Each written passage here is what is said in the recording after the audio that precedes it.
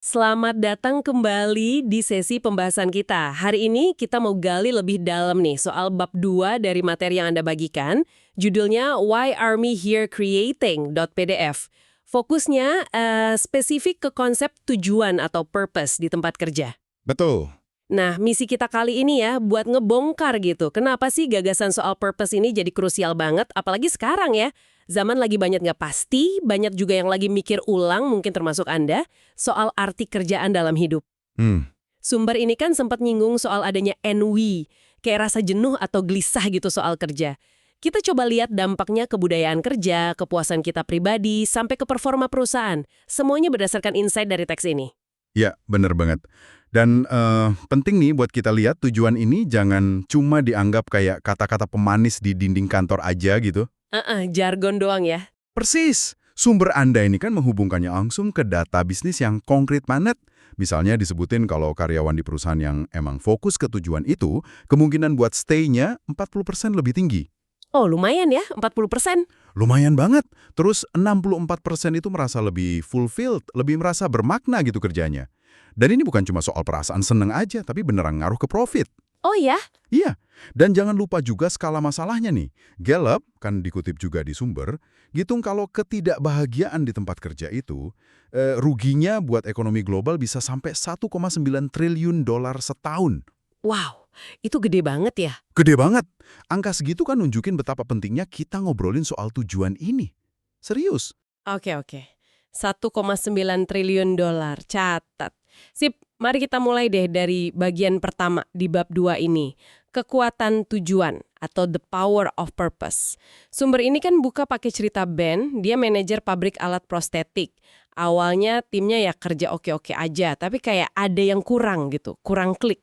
Kurang greget ya? Nah, itu dia. Terus si Ben ini ngelakuin sesuatu yang simple tapi kayaknya ngena banget. Dia nunjukin video orang-orang yang hidupnya berubah gara-gara produk yang timnya buat. Gimana tuh dampaknya, kata sumber? Wah, dampaknya itu menurut sumber ya, transformasional. Ben sendiri bilang itu momen yang emosional. Kebayang sih. Tiba-tiba, pekerjaan itu jadi kerasa personal banget buat mereka. Karyawannya jadi bangga luar biasa.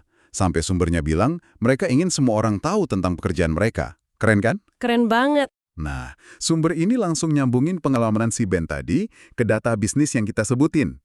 Retensi karyawan bisa naik 40%, kepuasan kerja 64%.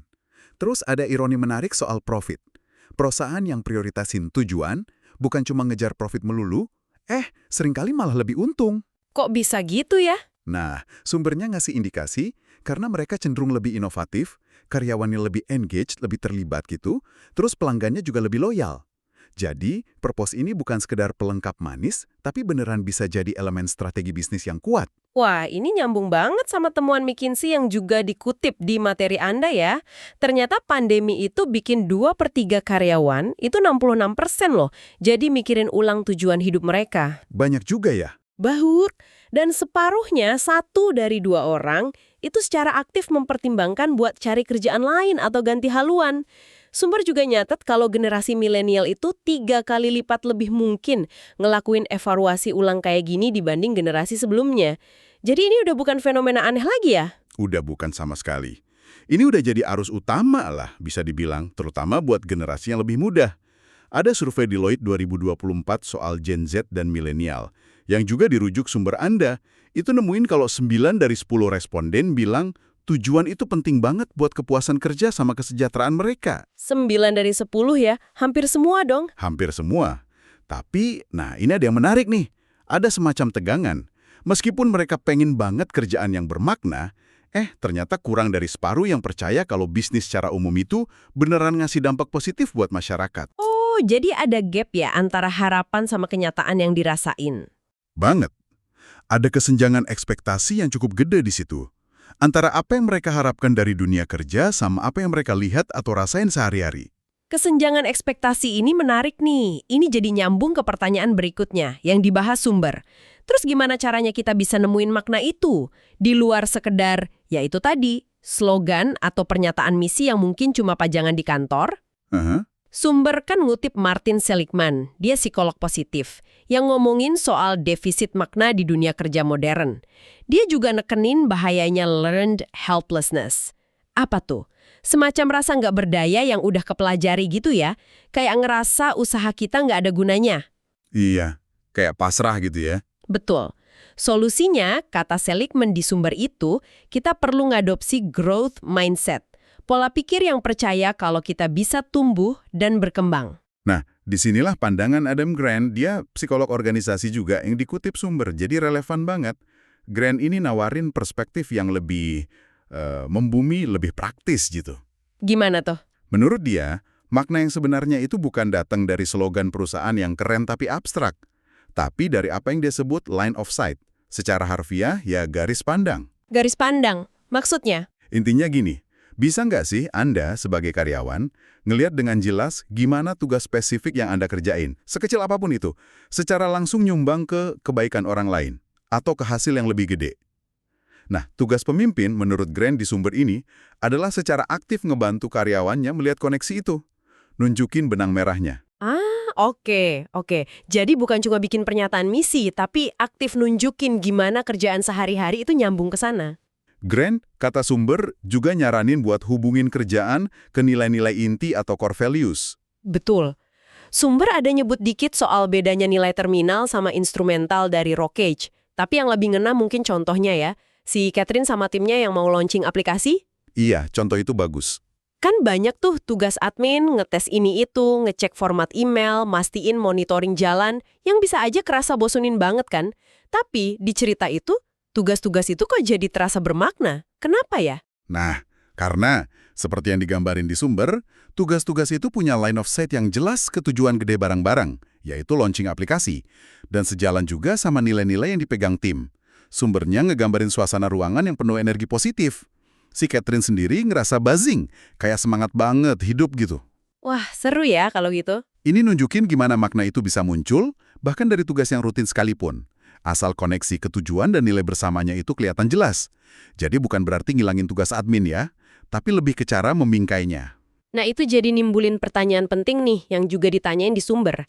Gimana caranya seorang pemimpin bisa bantu setiap orang di timnya nemuin koneksi itu? Kan nggak semua orang sama. Benar. Sumber ini realistis sih, bilang kalau kuncinya itu bukan nyari peran yang pas banget buat semua orang, itu susah.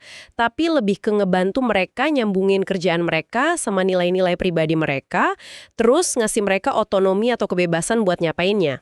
Memberi ruang gerak ya. Iya, dan ini penting loh, karena survei Deloitte tadi yang dikutip sumber juga nemuin kalau separuh Gen Z sama 43% milenial itu ngaku pernah nolak tugas atau bahkan kerjaan karena nggak sesuai sama etika atau keyakinan pribadi mereka. Wow, sampai nolak tugas ya? Iya, itu nunjukin kalau nilai pribadi itu makin penting buat mereka. Nah, disinilah kita nemu salah satu temuan yang menurut saya paling bikin kaget di sumber ini. Ada gap persepsi yang gede banget soal tujuan ini. Gap gimana tuh? Data yang dikutip nunjukin 85% eksekutif sama manajer level atas itu ngerasa kerjaan mereka nyambung sama tujuan hidup mereka. Oke, 85%. Tinggi ya? Persen? Jauh banget dong. Jauh banget. Bayangin, selisih 70% poin. Sumber ini kayaknya ngasih sinyal kalau gap inilah yang jadi salah satu penghalang terbesar buat dapetin manfaat bisnis dari purpose yang kita bahas tadi. Stres kronis, kayak yang mungkin dialami timnya Ben di awal cerita, itu juga disebut bisa bikin orang susah ngelihat gambaran besar atau nyambung ke tujuan. Waduh, 85% lawan 15% itu kontrasnya tajam banget ya. Ini nunjukin tantangan yang real banget di lapangan. Tapi sumber ini nggak cuma ngomongin masalah kan, ada solusinya juga. Ada. Ada contoh bagus dari Deloitte tuh, soal Employee Resource Group, ERG. Namanya Wizards. Ini bukan grup penyihir beneran kan ya? Tapi isinya sekitar 5.000 karyawan yang fokus ke kesejahteraan. Ngapain aja mereka menurut sumber? Bukan penyihir beneran. Mereka itu intinya bikin komunitas buat saling dukung. Sumber ngejelasin kalau mereka pakai crowdsourcing buat bantu mecahin masalah anggota. Bisa masalah pribadi, bisa juga profesional. Mereka juga aktif banget promosiin kebaikan, altruisme gitu di antara anggota. Oh keren ya konsepnya. Contoh ini bagus banget karena nunjukin gimana tujuan pribadi, misalnya kayak pengen bantu orang lain atau nyumbang sesuatu buat kesejahteraan bersama, itu bisa ditemuin dan diekspresikan di dalam lingkungan kerja, nggak harus di luar. Mengutip Jen Fisher dari Deloitte yang disebut di sumber, ini soal kemampuan untuk membawa apa yang mereka sukai ke dalam pekerjaan mereka. Menarik banget. Jadi tujuan itu bisa tumbuh dari inisiatif akar rumput juga ya, nggak harus selalu dari atas. Tepat. Dan ini nyambung sama konsep purpose congruence atau keselarasan tujuan dari Smith dan Kucaki yang juga dibahas sumber. Purpose congruence, apa tuh intinya? Intinya gini, tujuan pribadi karyawan itu nggak harus plek sama persis kayak tujuan perusahaan, tapi keduanya bisa jalan barengan, berdampingan, dan malah saling nguatin. Sumber nyebutin beberapa strategi kunci dari mereka buat numbuhin keselarasan ini. Misalnya apa aja? Dua yang paling kelihatan tuh. Pertama, jadiin ini bagian dari onboarding. Dari awal karyawan masuk, komunikasikan kalau perusahaan dukung penemuan tujuan pribadi dan sediain juga sumber dayanya. Waktu, ruang, mungkin ada program formalnya. Oke, dari awal udah ditekankan ya. Ya. Kedua, secara aktif lakuin penyelarasan. Sebisa mungkin coba kaitkan tujuan pribadi si karyawan ini dengan peluang atau tugas kerja yang relevan. Ini bikin tujuan jadi kerasa lebih nyata, lebih nyatu sama kerjaan, bukan sesuatu yang kepisah. Jadi ada langkah-langkah konkretnya ya. Hmm. Tapi pertanyaan yang sering muncul nih, dan sumber ini juga nyinggung sedikit, upaya-upaya kayak gini tuh beneran ngasih hasil yang bisa diukur nggak sih? Atau jangan-jangan cuma inisiatif baik-baik aja gitu? Nah, itu pertanyaan bagus. Sumber ngakuin kalau ini seringkali dianggap strategi jangka panjang yang mungkin kalah prioritas investasinya dibanding inisiatif lain yang hasilnya lebih cepat kelihatan. Iya juga ya. Tapi ditekankan juga kalau pengukuran itu penting. Meskipun mungkin nggak langsung kelihatan di angka profit bulan depan gitu. Cara simpel yang disaranin itu mulai aja dengan nanya ke karyawan. Gimana perasaan mereka soal makna kerja mereka sebelum dan sesudah ada intervensi berbasis tujuan ini. Itu bisa jadi titik awal buat lihat dampaknya. Akal sih, mulai dari nanya perasaan dulu ya. Nah, biar lebih konkret lagi nih, sumber ini kan ngasih beberapa contoh gimana tujuan ini bisa diwujudin jadi aksi nyata di perusahaan. Mungkin kita bisa bahas beberapa yang paling menarik? Boleh banget. Sumber ngasih beberapa contoh yang cukup inspiratif sih. Misalnya, ada pendekatan buat mendorong inovasi dan keterlibatan. Contoh klasiknya itu Innovation Days, kayak di 3M, Google, atau Atlassian. Oh, pernah dengar tuh soal itu. Iya kan? Mereka secara rutin ngasih waktu khusus, misalnya sehari per kuartal gitu, buat karyawan ngerjain proyek kreatif pilihan mereka sendiri. Bisa jadi nyambung sama kerjaan utama, bisa juga enggak. Manfaatnya apa kata sumber? Ini bisa ngebangkitin inspirasi, ngelawan bore out. Bore out, bosan akut gitu ya. Iya, bosan parah di kerjaan. Terus juga bisa bawa ide-ide baru. Ada juga contoh lain. Weekly Insights dari Workday. Mereka pakai survei super singkat tiap Jumat buat mantau denyut nadi karyawan secara real time. Cuma bentar surveinya. Iya, cuma 1-2 menit katanya. Tapi ini ngebantu banget buat deteksi masalah lebih awal. Wah, praktis banget ya ide survei mingguan singkat itu. Jadi ngasih ruang buat kreatif sama rajin dengerin, itu kunci ya. Terus kalau buat bangun budaya yang lebih positif gimana? Ada contohnya? Ada juga, sumber ngebahas soal membangun budaya dan koneksi. Satu contoh unik itu soal merayakan kemenangan dan kesenangan dari Rosendin Electric. Ada SVP di sana, David Lincoln, dia beli sirena merah gede. Sirena? Buat apa? Jadi, tiap kali timnya menang proyek atau ada kabar baik gitu, sirena itu dibunyiin. Mungkin kedengaran simpel ya, atau agak aneh mungkin. Hahaha, iya juga sih. Tapi sumber nekenin kalau ritual kecil yang nggak mahal dan diulang-ulang kayak gini, itu bisa efektif banget buat bangun moral sama rasa tujuan bareng-bareng. Intinya sih soal apresiasi pencapaian. Terus ada juga soal mentorship yang tertanam dalam keseharian. Bukan yang formal gitu ya? Bukan cuma program formal, tapi lebih ke interaksi otentik sehari-hari. Antar rekan kerja, antara pemimpin sama timnya. Misalnya nemuin kesamaan nilai pas ngobrol santai, atau bantuin rekan baru ngerti istilah-istilah internal. Atau sekedar jadi tempat yang aman buat nanya hal-hal bodoh. Itu semua kata sumber, ngebangun koneksi dan tujuan bersama. Sirene merah itu contoh bagus sih, gimana hal kecil bisa ngaruh ke semangat tim. Dan mentorship informal itu benar banget. Seringkali lebih ngena daripada sesi yang dijadwalin kaku.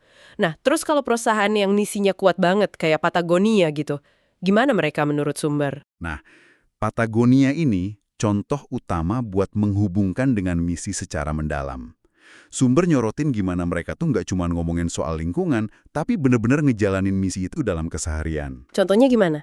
Karyawan itu didorong buat istirahat, buat main selancar atau hiking pas jam kerja. Ada diskusi api unggun soal aktivisme, mereka bahkan punya tempat penitipan anak di kantor yang dilihat sebagai cara nyambungin misi pelestarian lingkungan ke generasi berikutnya. Keren kan? Wah, keren banget itu. Jadwal kerjanya juga fleksibel banget. Sumber nyebut ada 15 opsi jadwal di gudang Turos, terus jadwal di toko retailnya juga terjamin. Hasilnya, sumber bilang tingkat turnover mereka cuma 4%. 4% dibanding rata-rata retail yang bisa 75%. Gila, rendah banget. Rendah banget kan? Ini nunjukin banget korelasi kuat antara misi yang benar-benar dihidupi sama loyalitas karyawan. Sumber juga nambahin kalau prinsip fleksibilitas sama otonomi ini sebenarnya bisa diterapin juga kok buat peran yang nggak bisa remote, misalnya lewat penjadwalan mandiri atau self-rostering atau pakai insentif tim. Angka 4% turnover itu memang luar biasa sih. Ini benar-benar nunjukin kekuatan kalau tujuan perusahaan sama nilai-nilai karyawan bisa nyambung secara mendalam ya. Oke, jadi kalau kita tarik benang merahnya nih, dari semua obrolan kita soal bab 2 ini, pesan utamanya apa ya? Kayaknya tujuan itu bukan konsep ngawang-ngawang gitu ya. Bukan sama sekali. Dia itu pendorong nyata buat engagement, buat retensi karyawan, bahkan buat kinerja bisnis, apalagi di zaman sekarang ini. Jadi, ini bukan sekedar punya pernyataan misi yang keren, tapi lebih ke gimana caranya secara aktif nyambungin nilai pribadi sama kontribusi unik tiap orang ke dampak yang kerasa bermakna buat mereka. Sumber ini kan bahkan nyimpulin di awal bab pakai kalimat kuat, menemukan kembali kebahagiaan di tempat kerja dimulai dengan tujuan. Tepat sekali.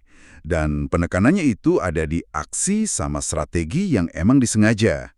Perusahaan perlu secara sadar nanamin proses penemuan tujuan ini ke dalam siklus hidup karyawan, mulai dari orientasi, terus nyiptain keselarasan atau congruence antara tujuan pribadi sama tujuan organisasi itu penting, dan ngerayain makna serta pencapaian, sekecil apapun itu, perlu jadi bagian dari budaya sehari-hari.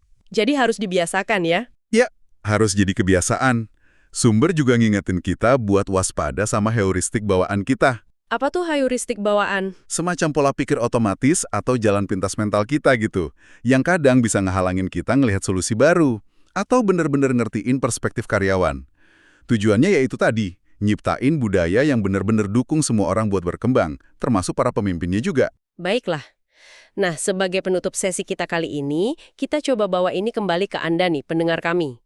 Sumber ini kan nunjukin betapa kuatnya dampak strategi berbasis tujuan. Apalagi di masa yang nggak pasti kayak sekarang. Coba deh luangkan waktu sebentar buat refleksi.